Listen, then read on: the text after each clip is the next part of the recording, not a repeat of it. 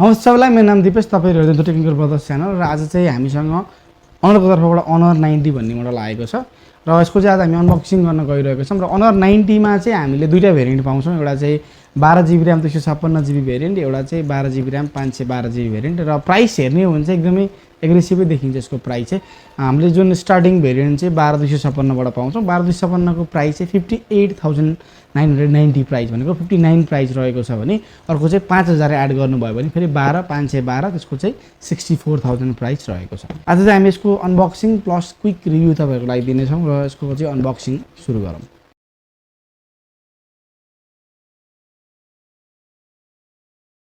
यो रहेको छ अनर 90 को फोन जुन चाहिँ अनर 90 को बक्स चाहिँ यसको 90 लाइट जुन हामीले भन्दा अगाडि अनबक्स गरेको त्यसको यस्तै छ सेतो कलरको बक्स हैन।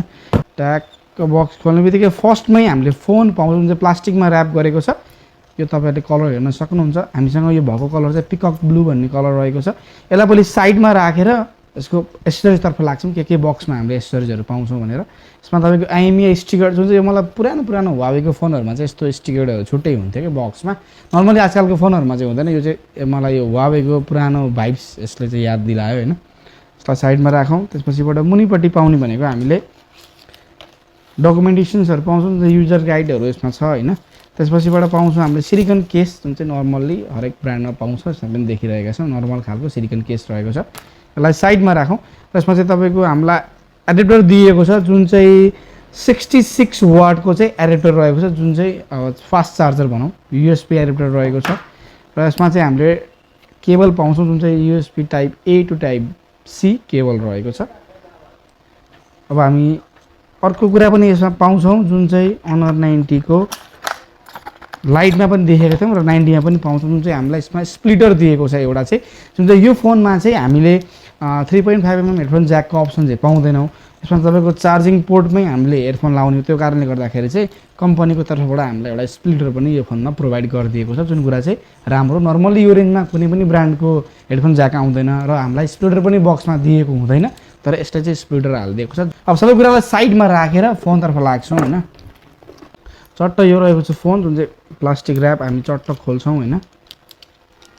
वाउ डिजाइन वाइज चाहिँ यो फोन एकदमै राम्रो छ किनभने यसमा चाहिँ हामीले कर्भ डिजाइन भएको फोन हो यो चाहिँ र प्लस यसमा चाहिँ हामीले क्वाड कर्भ पाउँछौं। यसको मुनिपट्टि पनि कर्भ रहेको छ माथिपट्टि पनि कर्भ र साइडमा पनि कर्भ यता साइडमा पनि कर्भ। त्यसले गर्दाखेरि चाहिँ यसको जुन डिस्प्लेको अगाडिको डिजाइन चाहिँ एकदमै प्रिमियम डिजाइनमा बनेको छ यो फोन चाहिँ र ब्याक डिजाइन पनि हामीले हेर्न सक्छौं एकदमै साइनी डिजाइनमा रहेको छ र प्लस म्याट फिनिश दिएको छ पछाडिपट्टिको डिजाइनमा र यसमा चाहिँ हामीले कलर अप्सन हेर्ने हो भने चाहिँ चारटा कलर पाउँछौं। एउटा चाहिँ यो रहेको छ पिकक ब्लू अर्को पाउँछौं हामीले मिडनाइट ब्ल्याक भन्ने नै पाउँछौं अर्को इमरल्ड ग्रीन अनि त्यसपछिबाट डायमन्ड सिल्भर भन्ने कलर पाउँछौं।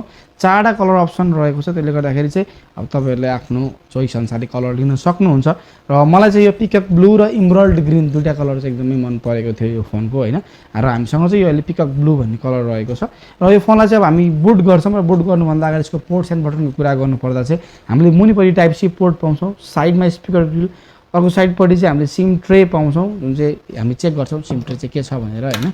यसमा चाहिँ मेरो विचारमा एसडी कार्ड स्लटको अप्सन चाहिँ छैन किनभने यसको बेस भेरिएन्ट नेपालमा आएको चाहिँ 256 बाट मात्र आएको छ र अर्को 512GB सम्म दिएको छ हैन। त्यो कारणले गर्दाखेरि चाहिँ यसमा रहेको छ तपाईलाई ड्युल नेनो सिम एसडी कार्डको अप्सन चाहिँ यसमा हामीले पाउँदैनौं हैन र यसको जुन सिम ट्रेकै साइडपट्टि चाहिँ हामीले यसमा प्राइमरी माइक्रोफोन पनि पाउँछौं। यसको राइट साइडपट्टि हेर्ने भने चाहिँ पावर बटन त्यसको माथिपट्टि भोल्युम अप एन्ड डाउन अनि त्यसपछि माथिपट्टि चाहिँ हामीले सेकेन्डरी माइक्रोफोन पाउँछौं र त्यसको लेफ्ट साइडपट्टि चाहिँ एकदमै क्लीन छ केही पनि छैन। यो रहेको छ फोन जुन चाहिँ तपाईहरु देख्नुहुन्छ मेरो हातमा र फोन चाहिँ बुट भइसकेको छ र यसको चाहिँ स्पेक्स डिस्प्लेको स्पेक्सको कुरा गर्नुपर्दा चाहिँ यसमा चाहिँ हामीले 6.7 इन्चको 1.5K रेजोल्युसन भएको डिस्प्ले पाउँछौं 120 हर्ट्जको रिफ्रेश रेट पनि पाउँछौं। यसमा हामीले भने 1600 निट्सको चाहिँ पिक ब्राइटनेस जुन चाहिँ सायद यो रेन्जमा चाहिँ कुनै पनि ब्रान्डको यतिको पिक ब्राइटनेस भएको फोन आउँदैन। यसमा चाहिँ हामीले एकदमै राम्रो डिस्प्ले क्वालिटी पाउँछौं जुन चाहिँ टप नच डिस्प्ले क्वालिटी पनि भन्न सक्छौं हामीले यो फोनको डिस्प्ले क्वालिटीको लागि चाहिँ हैन। र डिस्प्लेको कुरा गर्दा गर्दै तपाईहरुलाई म अर्को यसमा एउटा राम्रो चीज पनि छ जुन चाहिँ तपाईहरुलाई म अहिले भनिदिन चाहन्छु। यसमा चाहिँ हामीले PWM डिमिङ टेक्नोलोजी पाउँछौं जस कारणले गर्दाखेरि चाहिँ यो फोनले चाहिँ ट्युबी रेन लाइट सर्टिफिकेसन पनि पाएको छ। त्यसले गर्दाखेरि चाहिँ हामीले यसमा फ्लिकर फ्री डिस्प्ले भन्न सक्छौं यो फोनको डिस्प्लेलाई चाहिँ जुन चाहिँ तपाईको फ्लिकर फ्री भन्नाले चाहिँ कन्टिन्यू फोनमा डिस्प्ले चलाउँदाखेरि मोबाइल चलाउँदाखेरि चाहिँ आँखालाई समस्या, आँखा पोल्ने अथवा निन्द्रा नलाग्ने समस्या देखिन्छ, जुन चाहिँ कारण भनेको चाहिँ तपाईँको जुन डिस्प्ले फ्लिकर हो।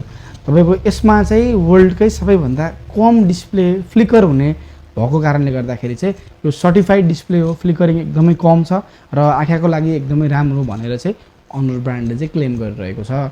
यो कुरा चाहिँ यसको एकदमै राम्रो छ र नर्मल्ली यो प्राइस रेन्ज अथवा यो प्राइस रेन्ज पनि भन्नु पर्दैन, आजकल कुनै पनि ब्रान्डहरूले चाहिँ यो कुरालाई चाहिँ ध्यान दिएर काम गरिरहेको छैन। जुन कुरा चाहिँ अनरले गरेको छ त्यो चाहिँ राम्रो छ।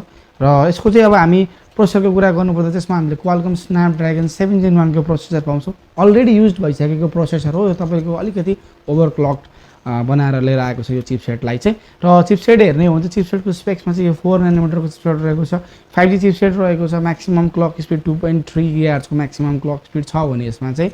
र यो फोनको चाहिँ अर्को राम्रो पार्ट भनेको चाहिँ क्यामेरा रहेको छ, किनभने यसमा चाहिँ हामीले ट्रिपल सेटअप क्यामेरा पाउँछौँ र तपाईँको जुन स्पेक्स पनि एकदमै राम्रो छ।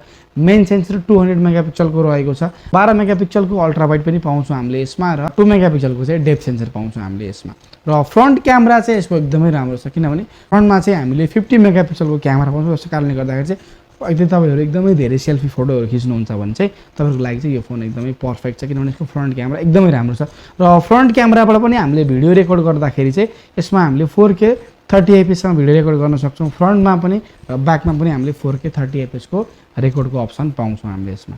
र यो फोनको चाहिँ अब हामीले कुरा गर्नु त ब्याट्रीमा चाहिँ हामीले 5000 mAh को ब्याट्री पाउँछौँ र ब्याट्री 5000 mAh भए पनि यो फोनलाई चाहिँ एकदमै स्लिम डिजाइनमा बनाइदिएको छ, जसको कारणले गर्दाखेरि चाहिँ एकदमै प्रिमियम फिल हुन्छ हातमा लिँदाखेरि। र यसको चाहिँ वेट पनि एकदमै राम्रो छ, 183 ग्राम यसको वेट रहेको छ। त्यसले गर्दा वेट डिस्ट्रिब्युसन चाहिँ एकदमै राम्रो गरेको छ अनरले। र फोन हातमा लिँदाखेरि तपाईँहरूले लङ टर्मसम्म चलाउँदाखेरि चाहिँ तपाईँहरूलाई फोन हेभी भएको फिल हुँदैन र अलिकति अनकम्फर्टेबल फिल चाहिँ यो फोन हुँदैन हातमा लिँदाखेरि।